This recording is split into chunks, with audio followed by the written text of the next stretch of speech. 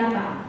Saya kira ilmu komunikasi itu enak, nggak ada hitung-hitungannya gitu ya, semuanya kan lebih ini aja gitu. Ternyata ngomong satu-satunya harus ngomong.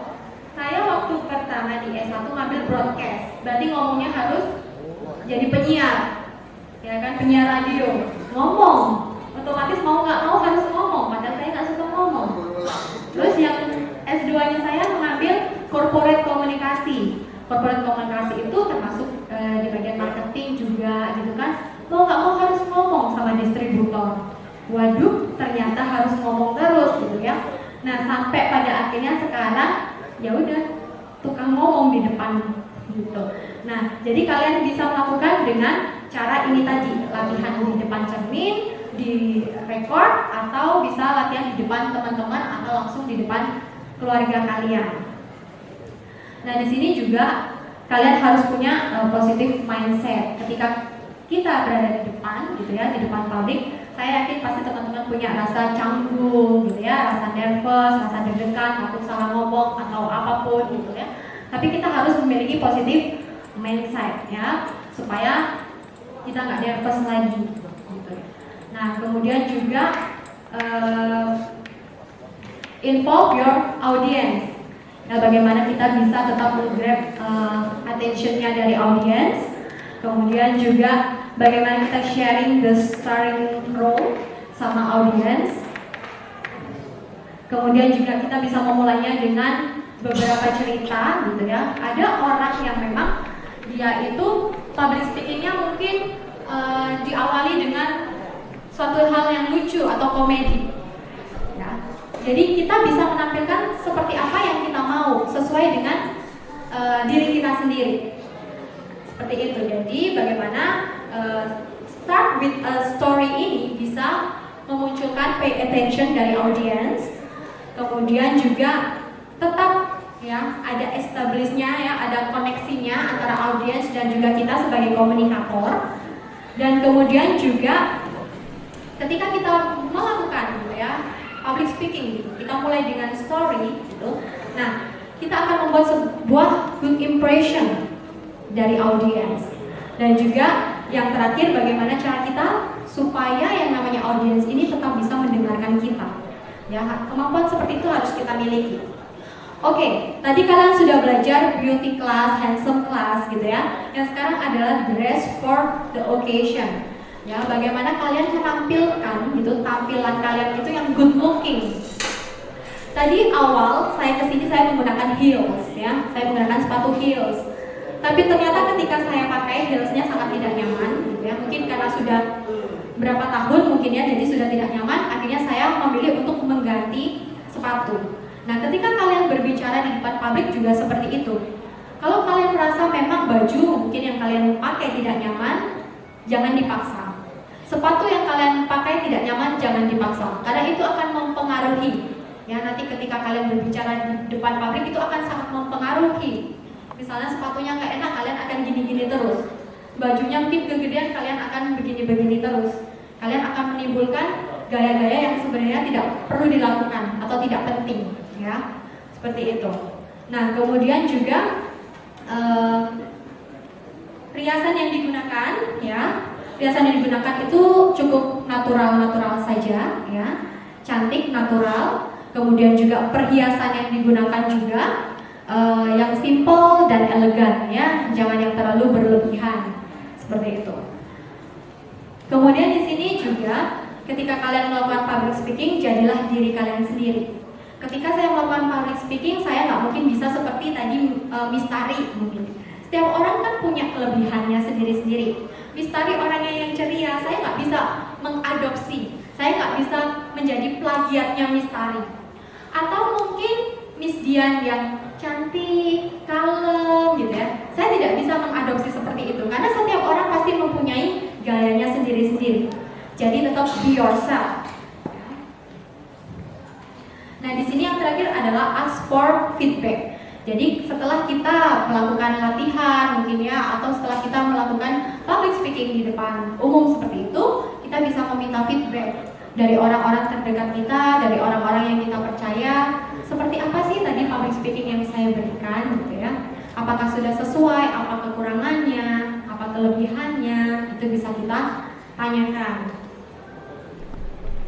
Jadi di sini public speaking itu bisa mengubah ya. Mungkin teman-teman di sini ada yang merasa dirinya introvert, terlalu pendiam, terlalu nggak pede. Tapi dengan kalian memiliki kemampuan public speaking, saya yakin akan memunculkan kepercayaan diri kalian.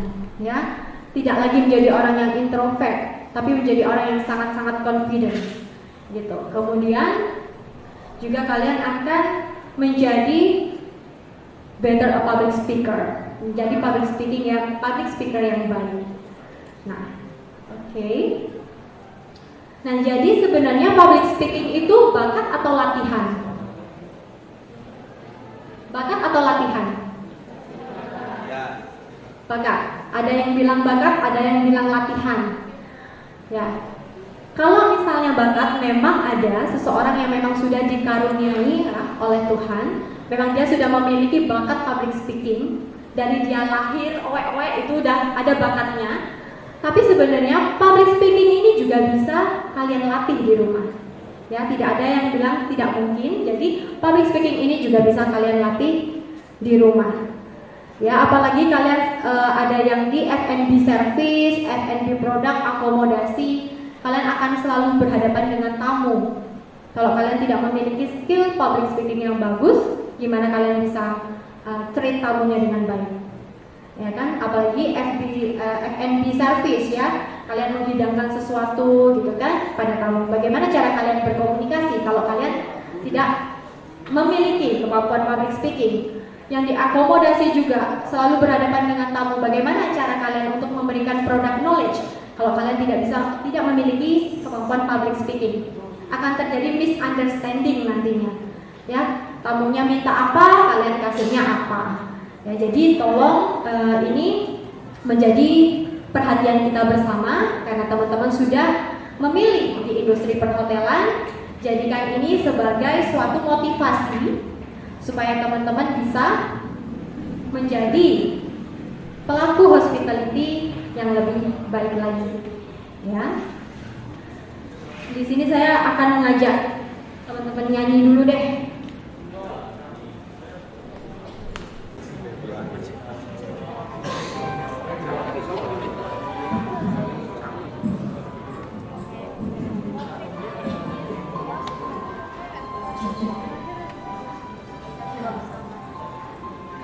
Benar nggak?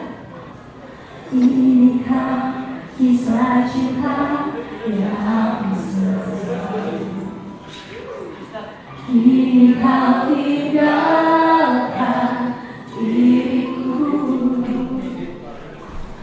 Ku tahu ini semua kesalahanku yang selalu membuatmu terluka.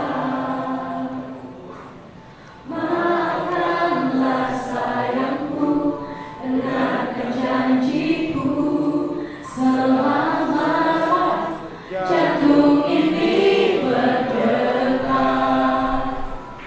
Ku akan selalu menjagamu hingga akhir waktu, selama nafas ini berhembus. Tak akan ada cinta yang lain hingga tua bersama. Kenapa dengan suaranya? Ku mohon kembalilah, lihatlah diriku tanpamu. Maafkanlah sayangku, dengarkan janjiku, selama jantung ini berdetak. Ku akan selalu menjagamu hingga akhir waktu, selama nafas ini berhembus. Tak akan ada cinta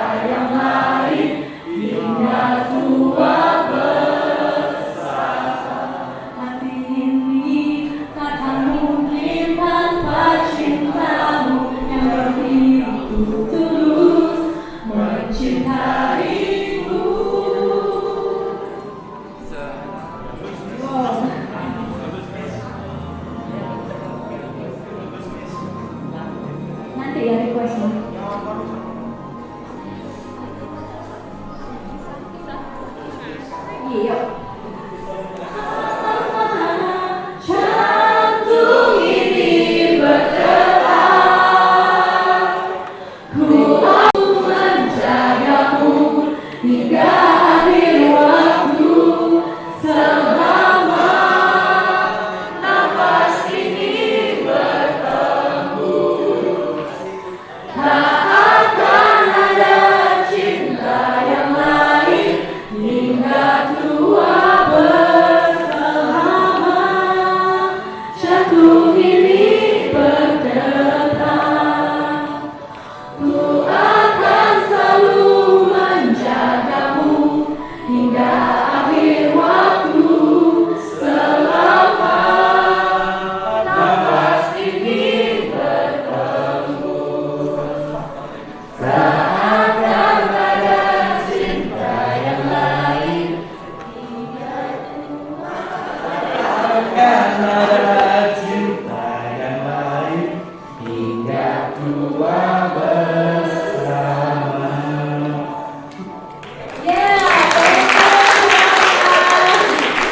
Oke, jadi sebenarnya lagu ini nggak hanya untuk cinta-cintaan aja ya, tapi bagaimana kita bisa berjanji dengan diri kita sendiri selama nafas kita masih berhembus, selama jantung kita ini berdetak, kita berjanji pada diri kita sendiri kita bisa mengembangkan diri kita.